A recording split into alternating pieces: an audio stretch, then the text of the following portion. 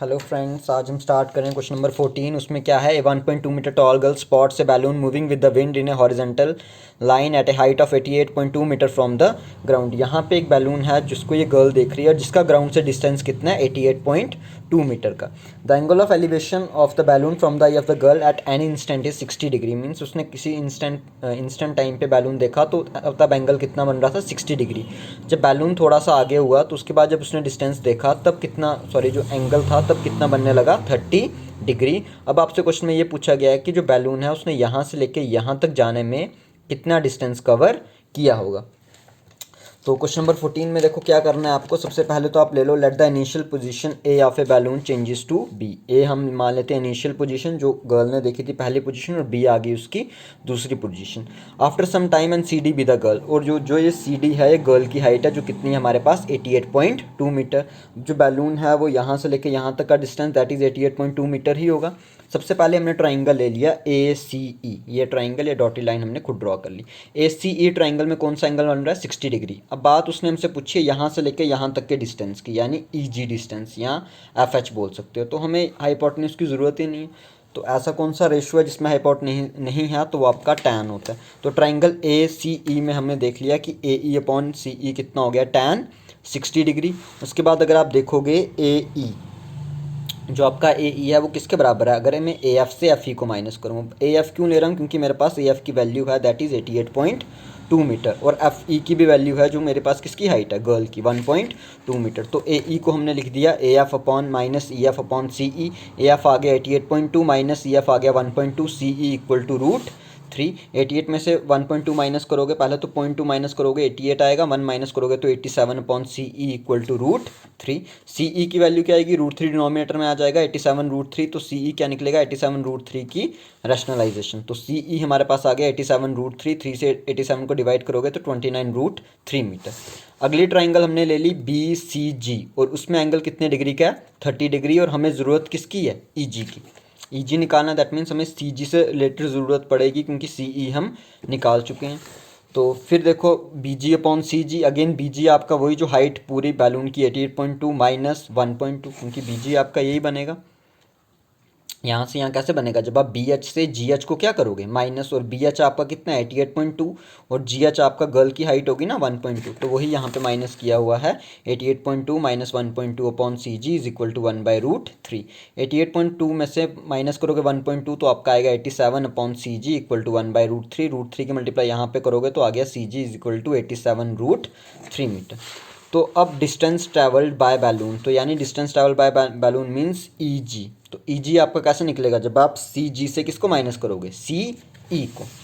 तो वही हमने किया हुआ है, सी जी minus C is 87 √3 minus 29 √3।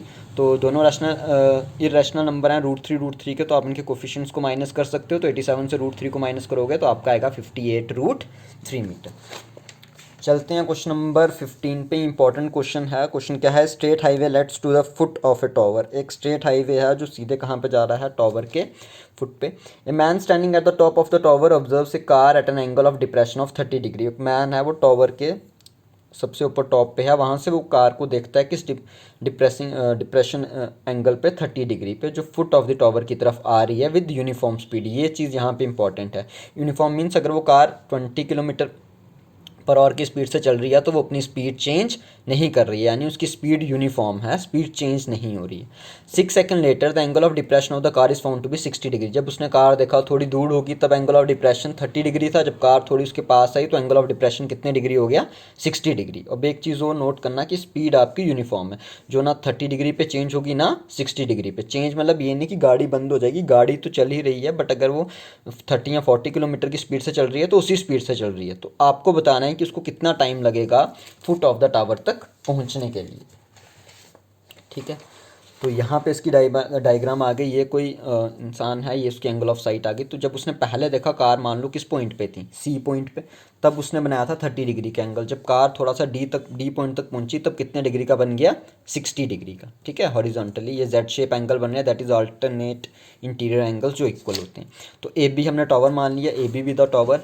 Initial position of the car changes to D after 6 seconds. तो ये हमने अभी पढ़ा कि पहले कार सी पे थी और 6 सेकंड के बाद हमारी कार किस पॉइंट पे पहुंच जाएगी, डी पॉइंट पे। अब हम सबसे पहले कौन सा ट्राइंगल ले रहे हैं, ए डी बी। तो हमने सबसे पहले जो ट्राइंगल चूज़ किया वो ट्राइंगल चूज़ किया ए डी बी। तो ए डी बी ट्राइंगल में आपके पास आपको क्या मिल जाएगा, क्योंकि अगेन हमें ज़रूरत सिर्फ बेस की है ना हाइपोटेन्यूज की है, तो अगेन tan की ही प्रॉपर्टी यूज़ करेंगे। तो tan 60 किसके बराबर, A B upon D B, base perpendicular upon base. तो वहाँ से हमें ज़रूरत है बी डी की, तो बी डी की वैल्यू निकाल दी, बी डी कितना आ गया, ए बी अपॉन √3। ठीक है यहाँ तक। दूसरा बार फिर हमने ले लिया ए बी सी, अगेन हमें सिर्फ इसकी ज़रूरत है, तो अगेन tan का यूज़ होगा और 30 डिग्री पे होगा। तो A B upon B C equal to tan 30 degree, A B upon B C किसके बराबर है आपका, B D plus C D के। तो बी सी की जगह लिखूंगा B D plus C D. तो यहाँ पे देखो ए बी की मल्टीप्लाई इस √3 के साथ होगी, यहाँ पे कर दी, और ये वाला जब नंबर यहाँ जाएगा मल्टीप्लाई पे तो बनेगा B D plus C D. Next question में आप देखो ए बी अपॉन √3, यहाँ पे आ गया बी डी। बी डी हमने अभी पहले पार्ट में निकाला था, वो किसके बराबर है, A B upon √3 plus C D, जिसको मैंने डी सी लिखा हुआ है। अब डी सी को मैं इधर ही रखता हूँ, इस ए बी बाई √3 को यहाँ पे ले आता हूँ। तो A B by √3 minus A B by √3, दोनों टर्म्स में ए बी क्या है, कॉमन, तो बाहर निकाल दिया, आपका बचा √3 माइनस 1 बाई √3। इस √3 की मल्टीप्लाई इस √3 के साथ होगी, क्योंकि डिनोमिनेटर में कुछ नहीं है तो क्या होगा, 1। तो √3 की मल्टीप्लाई √3 से हुई, 3 आया, 3 माइनस 1 आ गया आपका 2√3। ठीक है, तो ये आ गया 2ab√3 किसकी वैल्यू, डी सी की, यानी डी सी को हम ये चीज़ लिख सकते हैं। अब क्वेश्चन में ये दिया होता time taken by the car to travel distance D C, क्योंकि यहाँ पे अगर आपको वीडियो याद हो तो मैंने आपको बताया था कि सी से डी तक कितना टाइम लग रहा है उसको, 6 सेकंड, यानी कितना टाइम ले रही है वो सी से डी तक ट्रैवल करने में, 6 सेकंड्स। तो अगर आपको छोटी क्लासेस में अगर आप स्पीड वाले क्वेश्चंस पढ़े हैं तो आपको पता है स्पीड इंटू टाइम किसके बराबर होता है, डिस्टेंस के। अब हमें टाइम जो है वो किसके बराबर आएगा, डिस्टेंस अपॉन स्पीड। टाइम कितना है, 6 सेकंड का, और उसकी जो डिस्टेंस है वो वैसे का वैसे, क्योंकि जो डिस्टेंस है वो डी सी का कितना है, 2ab अपॉन √3। तो यहाँ अगर मैं लिख दूँ 2ab अपॉन √3, ये डी की जगह लिख दिया, और ये एस ऐसे का वैसे ही रखा। ठीक है यहाँ तक।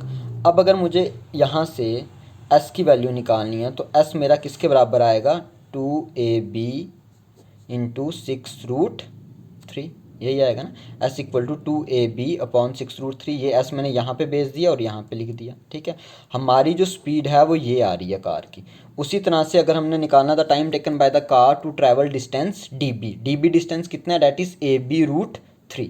अब देखो अगर आपको ये चीज़ समझ नहीं आ रही तो मैं यहाँ पे कर देता हूँ, ये भी वही चीज़ क्यों है, बट यहाँ पे मैं थोड़ा इलेबोरेट करके बता रहा हूँ कि देखो डिस्टेंस आपका क्या है, जो स्पीड है आपके पास ये आ गई, तो जो डिस्टेंस है आपके पास वो डी डिस्टेंस है ए बी अपॉन √3, ये डिस्टेंस है, क्योंकि आपको वैल्यू किसकी निकालनी है, डी बी की। तो डी बी किसके बराबर है, A B upon √3, distance equal to speed, ठीक है, इनटू टाइम। तो हमें टाइम चाहिए, स्पीड तो हमारी यूनिफॉर्म है, तो A B upon √3 equal to speed, तो स्पीड हमने निकाली है अभी ये, तो यही स्पीड आपकी आगे रहेगी 2ab अपॉन 6√3 इंटू टी। तो ये भी अगर इसके नीचे जाएगा कैंसिल आउट हो जाएगा, तो बेटर आप इधर ही काट दो, ए बी से ए बी कैंसिल आउट हो गया, √3 डिनोमिनेटर में, √3 डिनोमिनेटर में कैंसिल आउट हो गया, 6 की मल्टीप्लाई यहाँ पे होगी तो 6, और 2 डिनोमिनेटर में आ जाएगा यहाँ पे टी, तो 2 1 ज़ा 2, 2 3 ज़ा, तो विच इम्प्लाइज टाइम आपका कितना आ गया, 3 सेकेंड। तो यही आपसे क्वेश्चन पूछा हुआ था कि वो कितना टाइम लेंगे ट्रैवल करने को। ठीक है, चलिए नेक्स्ट क्वेश्चन आपका लास्ट क्वेश्चन है, the angle of elevation of the top of a tower from 2 points at a distance of 4 meter and 9 meter from the base of the tower and in the same straight line with it are complementary। complementary means ऐसे दो angle जिनका सम कितना होता है 90 degree, और आपको बताना है height of the tower is 6 metre. ये बहुत इंपॉर्टेंट क्वेश्चन है क्योंकि बहुत बड़ी पेपर में पूछा गया आपसे, तो इस क्वेश्चन को आपको अच्छे से करना है। तो क्वेश्चन में देखो क्या है, डायग्राम के थ्रू समझते हैं क्वेश्चन को। Let A Q be the height of the tower, A Q हम टॉवर की हाइट मान के चल रहे हैं, जो हमें बतानी है कि कितना होगा, 6 मीटर होगा। And R and S are 2 points 4 metre 9 metre away from the base of the tower respectively. यही उसने बोला कि बेस ऑफ द टावर से 1.4 मीटर की दूरी पर है और एक point base of the tower से कितनी दूर है 9 मीटर। तो यानी जो आर पॉइंट है 4 मीटर की उस पर है और जो एस पॉइंट है वो क्यू से कितने मीटर पे है 9। तो अगर ये 9 है तो ऑटोमेटिकली 5 आ जाएगा। फिलहाल तो इसकी ज़रूरत नहीं है। एस आर कितना हो जाएगा 5। उसने बोला angles are complementary therefore one angle is theta and other will be 90 minus theta. Angles complementary means दोनों एंगल का सम कितना है 90 डिग्री। तो अगर एक एंगल 90 है, एक एंगल थीटा है, मान लो अगर एक एंगल 30 डिग्री है तो दूसरा कितना होगा 90 माइनस 30 60 डिग्री। तभी दोनों एंगल का सम 90 आएगा ना। तो हमें पता नहीं था वो कितने डिग्री का, इसलिए हमने इसको क्या मान लिया थीटा। तो 90 से उसको क्या कर दिया दूसरे एंगल को माइनस, यानी 90 माइनस थीटा। तो वही लिखा हुआ है therefore other angle will be 90 minus theta. सबसे पहले ट्राइंगल ले ली ए क्यू आर, उसमें आपका टैन बन रहा है टैन थीटा। तो आपका आ रहा है ए क्यू अपॉन क्यू आर किसके बराबर टैन थीटा के। और दूसरा in triangle A Q S, दूसरा आपने ले लेना ए क्यू एस। तो A Q upon S Q किसके बराबर टैन 90 माइनस थीटा। तो टैन जब 90 माइनस थीटा करोगे तो किसके बराबर हो जाएगा कॉट थीटा के। तो A Q upon S Q, जो एस क्यू है वो किसके बराबर है आपका 9 के। तो A Q upon S Q की जगह 9 लिख दिया, इसको कॉट थीटा। ये आपके equation number second, equation number first. देखो इक्वेशंस खत्म करने के बहुत सारे तरीके होते हैं, जैसे आप एडिशन सब्ट्रैक्शन करते हो, बट यहाँ पे आपको कैसे याद रखना है क्योंकि टैन का अपोजिट कॉट होता है। तो एक ही चीज़ है उसको खत्म करने की, आप इन दोनों इक्वेशंस की मल्टीप्लाई करो। जब मल्टीप्लाई फर्स्ट एंड सेकंड करोगे तो A Q upon 4 A Q upon 9 equal to tan theta into cot theta. तो टैन थीटा और कॉट थीटा क्या हो जाएंगी कैंसिल आउट, क्योंकि कॉट थीटा 1/tan थीटा होता है ना।